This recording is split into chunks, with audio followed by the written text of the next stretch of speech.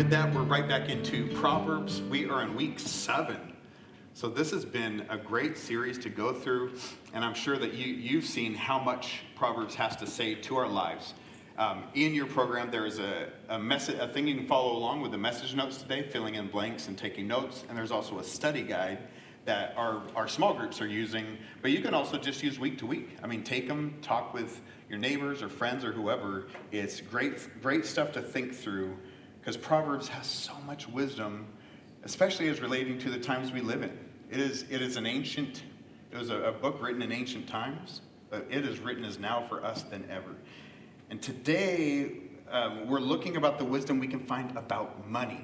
We're going to talk about money. Now, money is a topic that is important. And I know there's maybe even like, ooh, this is weird. I don't like when like preachers talk about money, right?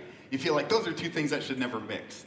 I think we should talk more about money, not less. And we should find ways to talk about it in a healthy way, to see it as a tool, but also as something that affects our hearts, right? And so don't worry, I'm not going to beg through the screen about how much you have to give to keep us going. First of all, I would just say that we're a generous church, and I'm so thankful that together we give and we see what God can do through our church. But today isn't even really about that. It is about our hearts with money, and it's about just what Scripture says, because it's not just a material thing. I hope you understand that. Money is not just a material thing. Although it is a tool, it's not just a tool. There's a spiritual component to it. And Proverbs helps us understand that not only our attitudes towards money are important, but to understand that it is God who truly takes care of us. And that in a way, with our money, we are caretakers of a resource that God gave us. And how we manage it can actually be a gift back to God. So there's a bunch to jump into. Today is, like I said, attitude about money, but it's also about money itself and its limitations. Some of you know money can't get you everywhere, can it? No, it's limited. And so we'll talk about that. It's also about the joy of generosity and the power it brings our life. So I'm going to go down 2 paths, but before I do, I want to break it down, because Proverbs, I love, there's so many things it says, and so what I kind of did is did a net. I took a net and pulled it through Proverbs and found all of what it said about money, and I saw 4 big thoughts that kept recurring. So we'll talk about those 4 things to keep in mind about money, and then 2 paths we can take. Are you ready? Number 1 is this. Money can never outplay wisdom. Money can just never outplay wisdom. I'll break that down with the 4 verses here. First, Proverbs 8:18, and it's wisdom speaking, saying with me, with wisdom are riches and honor, enduring wealth and prosperity. First of all, what that's saying is not like, hey, if you're wise, you'll also be rich. That'd be awesome, huh? It doesn't always work that way. Wisdom often brings wealth simply because doing things with wisdom brings responsibility. It also brings balanced thinking. It keeps us from making foolish choices that burn us and cause us to spend more money. So this is just that first thought, is that when you do things wise, often you do find that it does bring goodness. But then look at that next part, Proverbs 17:16, that says, why should fools have money in hand to buy wisdom when they're not able to understand it? What that is saying is you see further that wisdom enables one to rightly use money once we have it. Like you're seeing it for what it is. It's a tool, but it's a tool that the foolish use in foolish ways and the wise learn to use in wise ways. And then finally, Proverbs 23:4 that says, do not weary yourself out to get rich. Do not trust your own cleverness. In other words, wisdom also helps restrain ourselves in how we chase it and what we focus on. Simply that wisdom outplays money every time.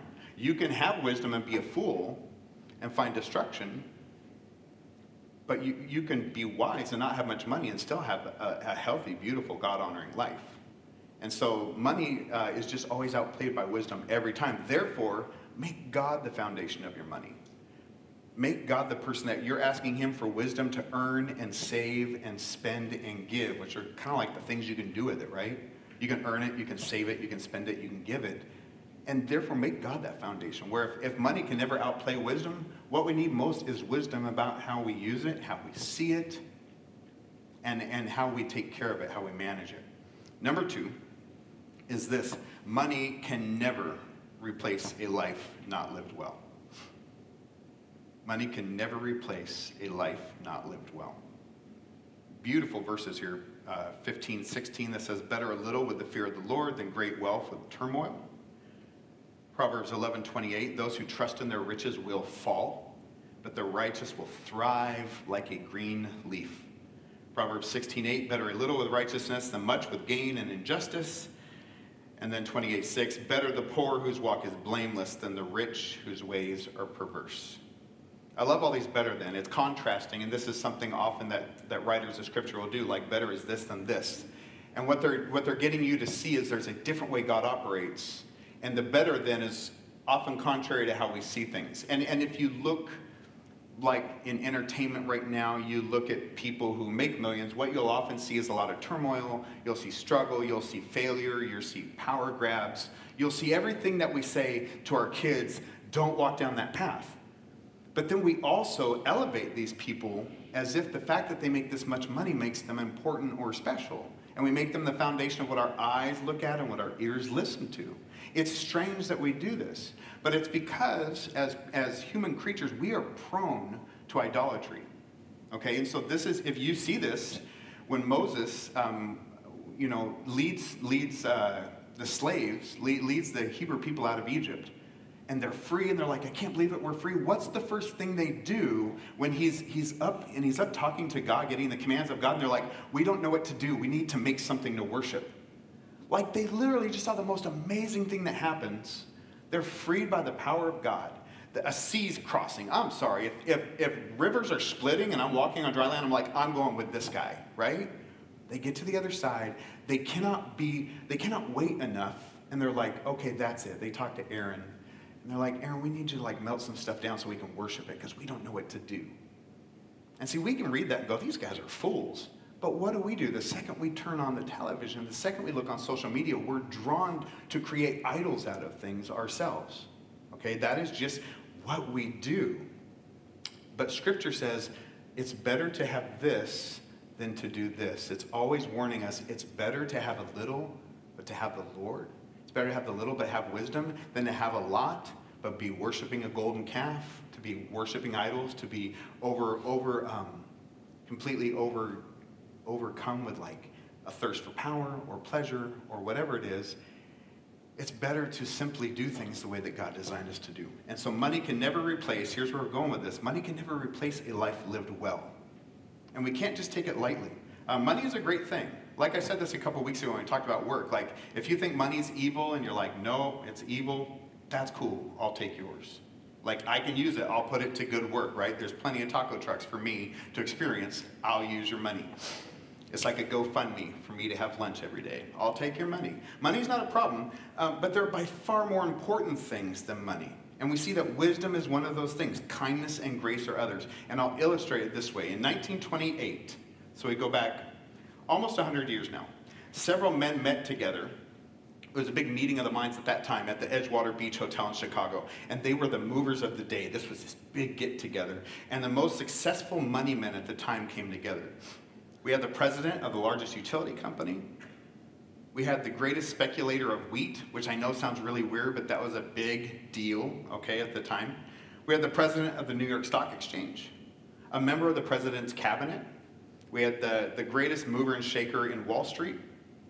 We had the president of the Bank of International Settlements and the head of the world's greatest monopoly. And together, these men, just these men in 1928, controlled more money than all of the U.S. Treasury had. Okay, they were it. They were the men. And they were the talk of the media at the time. Okay, so now, Twitter would only be blowing up about these guys, these 7 guys. Okay, this was what everyone talked about. And youth were urged to follow their example. So the young people of that day was look at this collective group of people. They are it. You should model your lives after them so you can be successful. 25 years from that point, this is what happened to all of these men. Charles Schwab was one of them, president of the largest independent steel company. He borrowed money so that he was able to live his last 5 years before he died, and he died broke. The greatest wheat speculator I talked about, Arthur Cutten, he died abroad, unable to pay his debts alone. The president of the New York Stock Exchange, which was Richard Whitney, he served a term in Sing Sing prison. Albert Fall, which was a member of the president's cabinet, was pardoned from prison so that he could die at home instead of in prison. And the last 3 men I talked about all lost their lives to suicide because they were completely overwhelmed with life. These were the movers and shakers that youth were encouraged to look at for how to live life. And the truth is, all these men learned how to make money, but none of them had learned how to live. And yet this is the idolatry trajectory that we still follow. We find people to prop up and say, this looks like success, but it's not success. And God teaches us that money can never replace a life that is not lived well. God draws us to live a righteous life with our money, as well as every other aspect of our lives. And my prayer is, God, may our youth, like I think about my young adult sons and daughters. I think about my granddaughter. I'm thinking, I want them to have people to look up to that don't need money in order to be somebody to aspire to. Because I think about some of the people that I admire and aspire to be like. A lot of them have nothing, little to nothing. But man, the way they live looks like Jesus, and I admire that, and I respect that, and I want to learn from that. Number 3, money can never take you all the way. Money can never take you all the way. Proverbs 11:4 reads that wealth is worthless in the day of wrath, but righteousness delivers from death. That's telling us that money doesn't help you when you stand before God. Like at the end of our lives, when we stand before God, he doesn't say, well, first, let's see how much money you still have in the bank. You know, that doesn't matter, right? It's gone. It's gone. The grace of God offered through Jesus is what helps you stand. Money can buy you a lot of things, and actually there's ways you can use it that help provide a measure of security. We know security is fleeting, but it can buy you a measure of security and comfort for you, for your family. There's ways you can set yourself up to bless your future generations. That's all good tools. But I'll tell you what, money does not secure anything eternal. And your eternity is in God's hands, and that's why the grace offered through Jesus is so much more valuable than anything we could chase after in this world. To be right with God and to know my eternity is secure in Jesus, regardless of what I make or don't make on earth. That's where my heart dwells, and that's where my heart thrives, okay? Moving on, Proverbs 23:5 on here says, cast but a glance at riches, and they're gone. Is that true or what? I learned this with my first paychecks. My first job with a check was at 12 years old. I still have I think my dad took my first paycheck and he photocopied it at his work, so I'd always have a little keepsake, and I still have it. I made $3.15 an hour. That's banging. When you're 12 years old in the 80s at least, right? It's not now, but that was awesome. I was so thrilled. And I remember getting my first check and you cash it and you're like, I got this money, and then you're like, wait, where did it go? Those Doritos were sure good though, right? But it's gone. And that is what money does. Cast a glance at it and they're gone, for they will surely sprout wings and fly off to the sky like an eagle. The truth is money comes and goes. You can make a lot of it and then it can all go away. It's just temporary. And then Proverbs 27:24 says, riches do not endure forever, and a crown is not secure for all generations. Riches don't last. Even when we're wise with our money, we can't take it with you. And that's why the common phrase is you never see a U-Haul attached to a hearse, right? Like, why do we say that? Because there's nothing you can take with you into eternity, right? We don't pack it up. You have to decide what you'll trust in. The things you can earn and feel tangibly in your wallet, or the provision and care of God and how he takes care of us, and how he teaches us to be wise stewards, which is just another word for like manager of the money we're given. Number 4, fourth thought that we get a lot out of Proverbs is that money used right can do good. Let's redeem the thought about money, because money is not evil. Let's look at it for the gift it is, a tool. Money used right, used well, can do good. Proverbs 10:15, the wealth of the rich is their fortified city, but poverty is the ruin of the poor. Now, this is not to say that the rich trust in their wealth in a good way, simply that used right, it can provide relief from some stresses and provide protection. It can help us when we use wisdom with it. This one is a good reminder for those of us, like I said, who associate money with evil. We have to have attitudes that can become neutral with money and see it for what it is, a good tool that when we use right actually blesses us. And then along with that, look at Proverbs 13:22. A good person leaves an inheritance for their children's children, but a sinner's wealth is stored up for the righteous. This verse is teaching us that money also does good and that we can pass it on to future generations. Nobody, I mean, I hope not, but when you have a child, a son or a daughter, you don't look at that child and say, I hope they're worse off than I ever am. Right? Like, what's the thing we think? I hope they do way better than I've ever done. I hope they thrive. I hope that the trajectory of their life is that, like if it was a little chart, it's going up and to the right. That's what we want. We want our kids to thrive. We always want them to do better than us. And a good person leaves an inheritance. There's something about the way we can manage our lives that blesses their futures in some way when we use money with wisdom.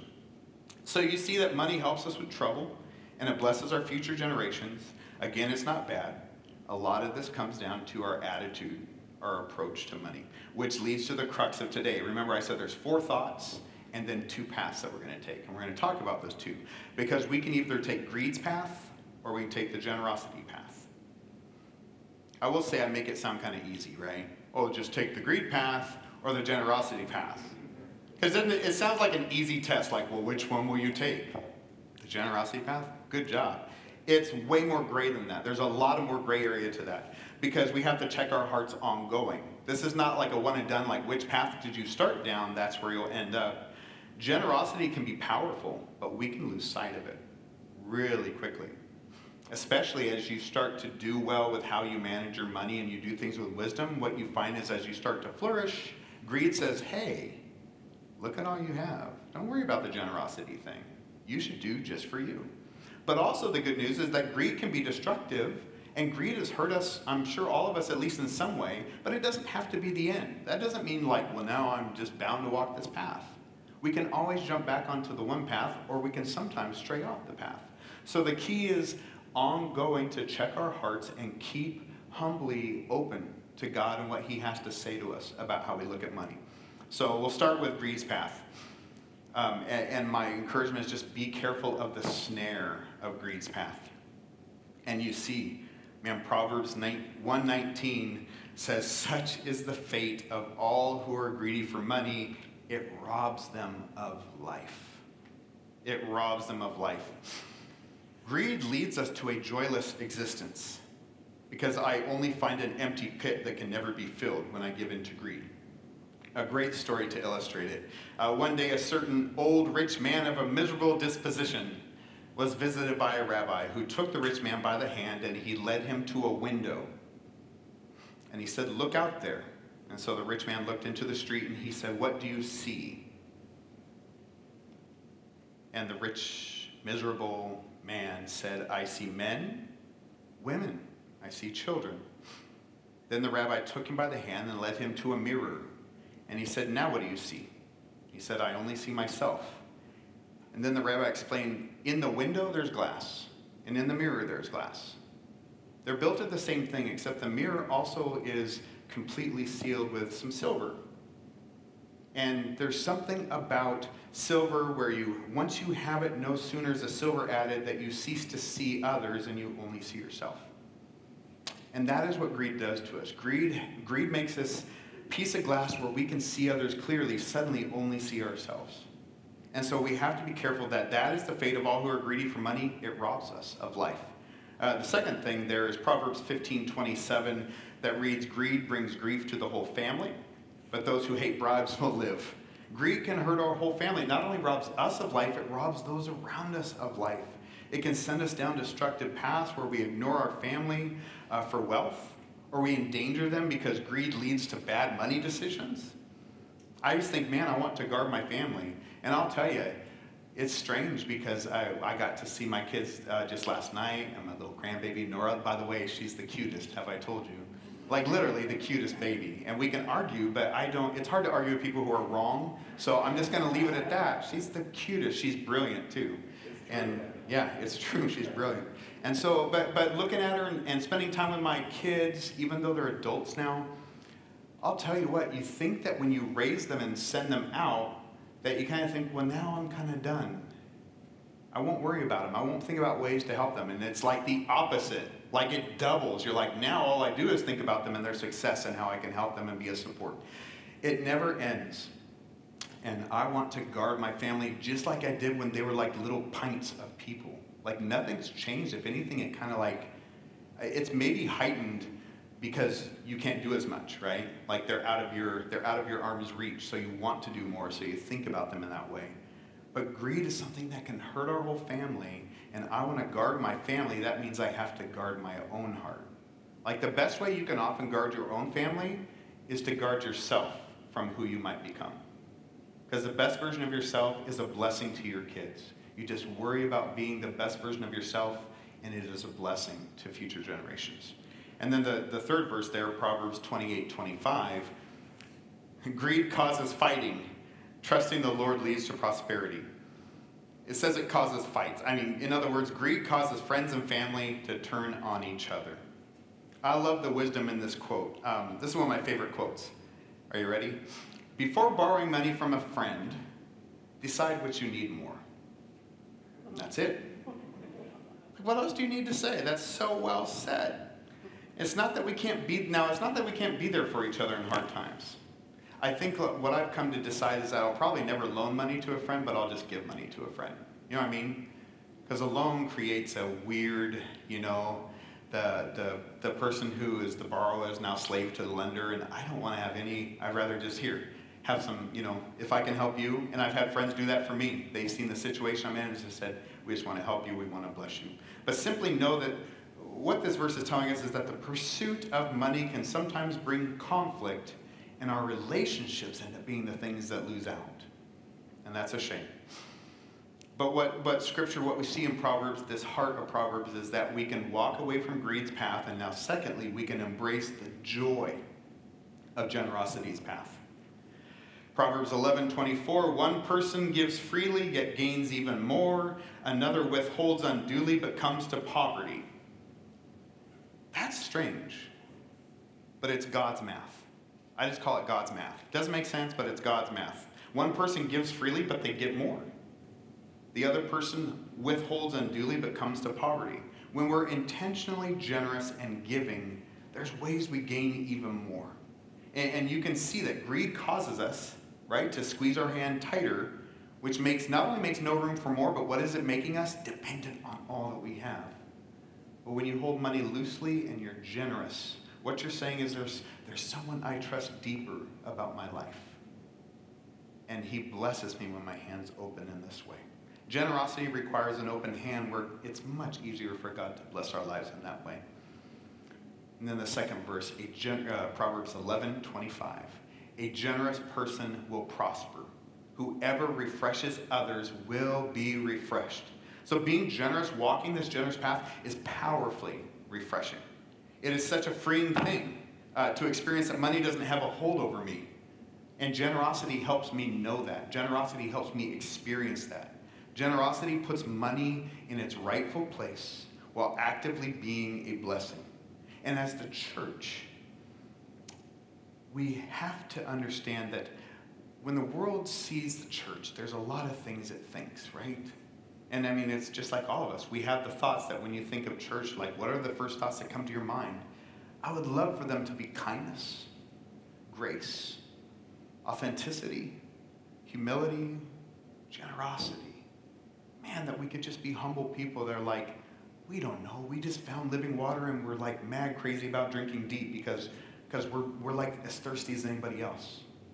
But what Jesus has done in us has made us generous, humble, open-handed people. That's the beauty of the church when they're in love with Jesus. Is, man, I just was really thirsty. I found living water. I'll never drink anywhere else. And it's made me a generous, humble, open, caring person.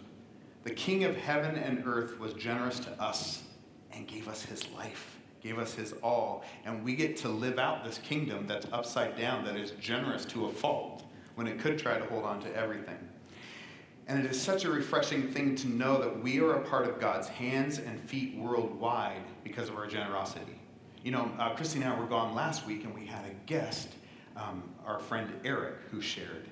And what they shared, like the journeys they're about to take and the work they're about to do worldwide, part of why they get to do that is the church is a generous people that say we love you and we want to bless you, and we want to make sure that if God's calling you to go halfway around the world to people you don't know and spend your life on them, you better believe we're cheering you on, and you better believe we're giving so that you can do that.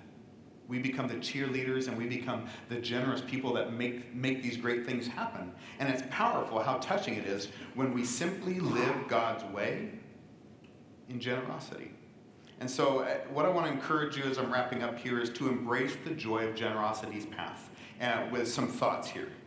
Okay, just some thoughts here, and they're on the screen. You can see them. One is the first way to embrace generosity's path is to see yourself as a manager of what God already owns. It's not to belittle how hard some of you work to earn. Like, I know you young gals that work hard, you young guys that work hard, you spouses, whoever it is in here, I know, like, you're getting up to an alarm and you're going at it and you're working hard. And so when I say that you're a manager of what God already owns, God's thrilled when you work hard and you earn honestly. He loves it, right? And so do I. Like, we cheer each other on for that. But it's another aspect of how God takes care of you. And everything we have is His because we live in His kingdom. So it's good no matter how hard you earn, how hard you work at the end of the day to say, all that God has put in my life, all that I've earned, that paycheck, like, it's all God's. And I take care of it. And it's so good to see life that way because it makes you think, if this is God's, He's entrusted me to take care of it, I better do the best I can to honor Him. I better do what I can to be generous, to be kind, to be thoughtful, and to be wise with my family. Number two, the next way to embrace the joy of generosity's path is to give back faithfully to God out of what He has given you. This is such a powerful thing that, like, when you think of the church as a people and all the things that we do and the ways that we serve the city and the way that we build each other's faith, that's all done because collectively we give together. Like, there's no like U.S. Treasury that says we support the church. Like, we're it. We are how we survive. And that's why it's so neat that as a church, when we're generous and we give to God's work, this is what happens. You get to see this thriving community of faith that is just continuing on and loving our city and serving each other well. So that's the next part of generosity's path, is to give back faithfully to God out of what He has given you. And then third, to enjoy discovering paths of blessing others. I will tell you one neat part of what I do serving as a pastor of our church is I get to hear stories of people coming and saying, I don't want people to know, right? Like, they're trying to be anonymous. They're like, but I want to make sure that this goes to this family, or I want to make sure, stuff has happened that I can't say that. I'll just tell you. There's these beautiful, anonymous, generous people in our church that make stuff happen, that bless other families, that give to missions, that do beautiful things, and they never want anybody else to know. Because that's not what it's about, right? Like, they're not looking for a reward of being known. They don't want to be on the cover of Generosity Monthly, and they're like, going like this, like making it rain for the kingdom. Like, it's not what it's about. It is about saying, how can I bless? And we have a generous people. And man, may God raise our hearts. That was just off the top of the head, by the way. But to find discovering paths, there's a path for you. There is a neighbor for you where you say, this was how I can be generous. This is how I can bless them. You'll see those moments, and you'll understand them. The closer you are to Jesus as you pray, you'll say, this is how He's leading me to be generous. And I'll tell you what, you won't regret it. I've never regretted generosity. I've regretted selfishness. I've regretted greed. I've regretted being foolish with my money. I've regretted making mistakes with my money. I've never regretted being a generous person. It just, there's no room for regret in that situation. And so with that, here's the question for reflection, because we're all different, right? We're in the same room, but we're different people. Here's the question for reflection. What is God challenging me about today regarding my money? And that's the question that requires us to listen to God, to take a moment and pray and say, is there something God's saying in my heart? And here's why. Some of you are young and you're just earning. Some of you are just out of college, you're just going into it. Some of you are retired and you're living on a stipend of giving or whatever you've invested. And some of us are anywhere in between. We're all in different situations. And that's why it's important that we don't have some cookie cutter thing we all do from this point. Instead, we need to really listen to the Lord, don't we? We need to stop and say, God, what do you want to say to me? What is your challenge to my heart about money? And how we're gonna close today is we're just gonna be still and pray and ask Him to speak to us. So will you pray with me? Father, thank you for the gift and the tool of money, boy, it can be a snare and a trap. And greed can cause us to fall in idolatry. It can cause us to trust in things that are not trustworthy. But when we use it right, it's a tool. When we're generous people, we're just managing something that's already yours. And you've called us to look to you for all of our provision, for how you take care of us. Our bank accounts do great work, but they can never ultimately hold our soul in its hands. So I pray first that every day that we wake up, we get ready to work, get ready to do whatever we do, that we would remember we have the breath of life because of you. By your grace we stand, and by your grace we even live, moment to moment. I ask that you would speak to our hearts today, because money is a topic that brings up a lot of feelings, it brings up emotion. For those of us that relied on it too much, or those of us that grew up not having much of it, it can bring envy, it can bring anger, it can bring greed, it can bring a lot of things. But Lord, I believe in you, and that means it can also bring joy. It can bring wisdom. It can bring generosity. It can bring hope when we use it right as a tool for you. And so God, free us from attitudes that are damaging about money, and instead instill in us wisdom about how to view it. I pray we'd be great stewards of it, and I pray we'd be known as a humble, loving, kind, generous people. May it be so in your church. We pray together in Jesus' name. Amen.